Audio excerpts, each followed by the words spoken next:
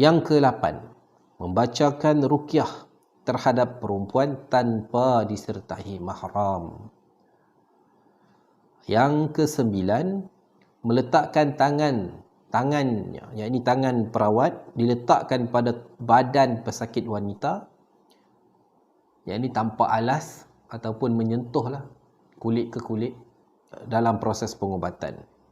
Jadi ini adalah satu yang dapat kita secara akal sihat kita tahu jika seseorang itu dengan mudah tanpa memerhatikan hal-hal sekecil ini, tetapi dia memandangnya seakan-akan halal, sedangkan ianya haram di sisi Allah, maka kita jauhi perawat yang mungkin jahil terhadap hal tersebut.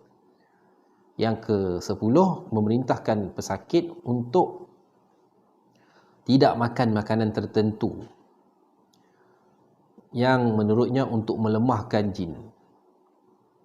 Tetapi di sini sekiranya perawat tersebut hanya menyuruh pesakit jangan makan makanan yang tinggi kolesterol, jangan makan makanan yang tinggi garam, gula, yang mana hal itu akan menyebabkan rosak kesihatannya, lalu syaitan mudah untuk menunggangi keadaan sakitnya, ya itu tidak mengapa.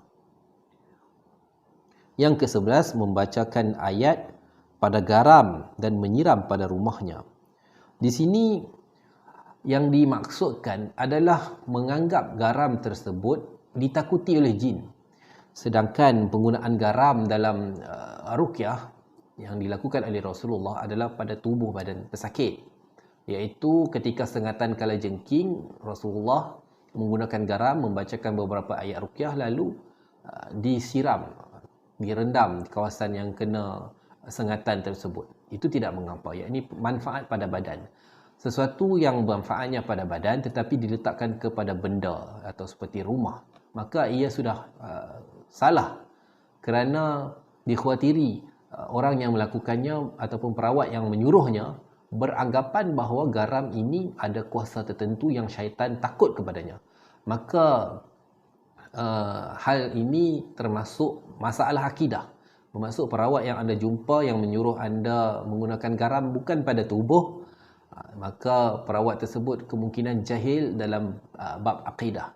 Ini adalah bab tunjang utama. Kita hendak merawat seseorang, akidah kita mesti bersih. Jika akidah kita sendiri, perawat sendiri hancur, bagaimana dia akan menolong anda? Wallahu a'lam.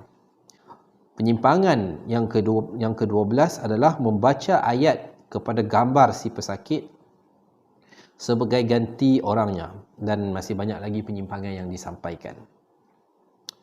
Kerana kalau sekiranya para penuntut ilmu dan ulama menulis sebuah kitab ataupun risalah tentang hal ini, maka akan sangat bermanfaat, apatah lagi disertai dengan dalil akurat tentang bid'ahnya perbuatan mereka. Maka di sini dalam kitab Syekh Wahid Abdul Salam Bali telah menyebutkan perkataan bid'ah dalam kaedah rawatan.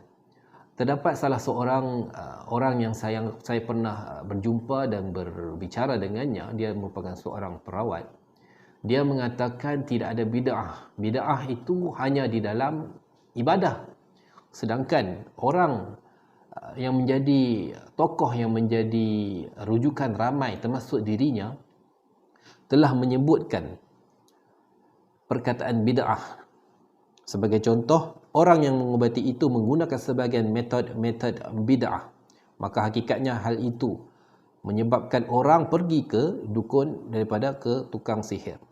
Maka hal ini menunjukkan dalam rawatan ruqyah terdapat ruqyah syar'iyah, kemudian syirkiyah, dan juga ruqyah bid'ah.